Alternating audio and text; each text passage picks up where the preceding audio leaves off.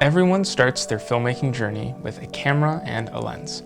And if you stick with it long enough and you start taking it more seriously as a hobby or a profession, then it will ultimately lead you to buying new gear. That is an inescapable fact of life. You need to be careful not to get too carried away with buying things you can't afford, and as long as you're mindful of that, it can actually be a pretty fun and rewarding process.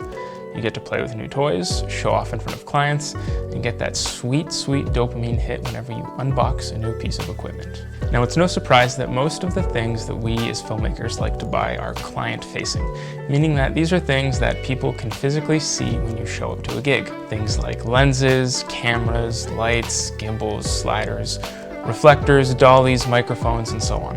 You know, the sexy stuff. These are things that filmmakers like to buy for obvious reasons. But in this video, I'm going to talk about the unsung heroes of my filmmaking arsenal. These are things that I wouldn't normally use to flex on Instagram, but they've all been super helpful in making my job easier and more streamlined in general. I'll add the product links in the description if you want to check them out. And if you have some of your favorite non-flashy purchases you've made, let me know in the comments. Also, those links below are affiliate links on Amazon, so I do get a bit of a kickback if you decide to buy something, but honestly, if you could find a cheaper deal elsewhere, totally go for it. So the first thing on my list is this thing I found on Amazon called the Roland Star File Cabinet with Charging Station. I was looking for just like a storage solution to charge all my gear, store it, and display it without my office getting too cluttered. What I like about this is it does have a lockbox at the bottom which conveniently fits my fully assembled camera rig plus a few other things. So when my 2-year-old is playing downstairs, she doesn't have easy access to my really expensive stuff. It has 2 compartments at the bottom and another drawer that you could open that doesn't lock, but it has some shelving inside. And honestly, all that has been great to store things like microphones, lenses, cleaning supplies, batteries, just things that I need to access all the time. On that surface is 4 different power outlets that you could charge all sorts of batteries at the same time. So, you know, right now I have a shoot coming up on Saturday. I could easily plug all my things, get all the batteries charged at once, and it's a nice little neat package. It sits right in my office. So that is a really great purchase if you are looking for a way to charge and store your stuff.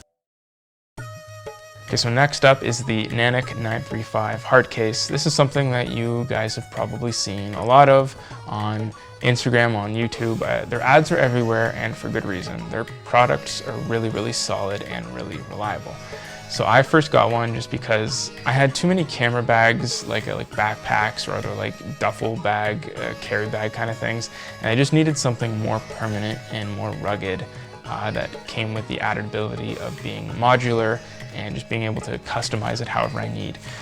It also comes with a top attachment if you opt for it that has a few zipper cases where I could put other things like filters, cloths, cleaning supplies. I even throw like extra contact lenses in there in case mine fall out on a shoot and I'm totally blind. So really, really handy to have.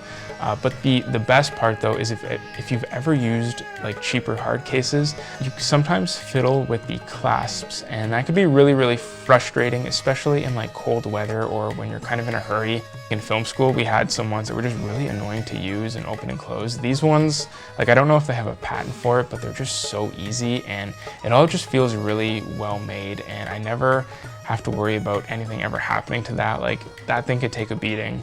I can take it with me wherever I go. I could take it with me when I travel. If you are looking for like a permanent hard case solution for storing all of your gear when you are on the go, I highly, highly recommend that brand. The next thing I want to talk about is storage solutions, and I recently picked up this thing called the YodaMaster or the YodaMaster 4-bay hard drive enclosure. The reason I got that is because I was getting to the point where all of the projects that I've worked on were spread across all sorts of different drives, and I wanted a solution where they were kind of all in one place, just so if I needed to access a certain clip from a certain project, I wouldn't have to go finding the hard drive. I wouldn't have to plug something else out to plug it in. Before that, I was always kind of intimidated by like those big RAID or NAS setups. The idea of kind of like setting one up, for some reason they seemed really daunting and not really necessary for my setup, but I got to the point where I needed something a bit more permanent. So what this is basically a 4-bay enclosure where you could put different solid state drives or spinning disks, they essentially read all of them one at a time, but it's only going into your computer using one fast cable. So with this version, the maximum individual drive that you could plug in, I think, is 18 terabytes. So right now I have two 18 terabyte hard drives in there, which is really great because I've been able to put a bunch of key projects on there as well as have them backed up on those older external drives that I mentioned. So now when I'm working on a different project and I think, oh, you know what, I have some really great footage from when I was at the beach that would really go nicely into this one project, I could easily grab it because it's right there. And then I also have the added benefit of knowing that my clips are safe, because if something ever did happen to that drive, I do have all the other ones backed up on those external drives. So yeah, if you're looking at kind of expanding your storage solutions and you aren't too sure if you're ready to like take the plunge into those expensive NAS setups or anything like that, I think the Yachtomaster is a really good solution. It's super easy to set up and it looks nice sitting on my desk.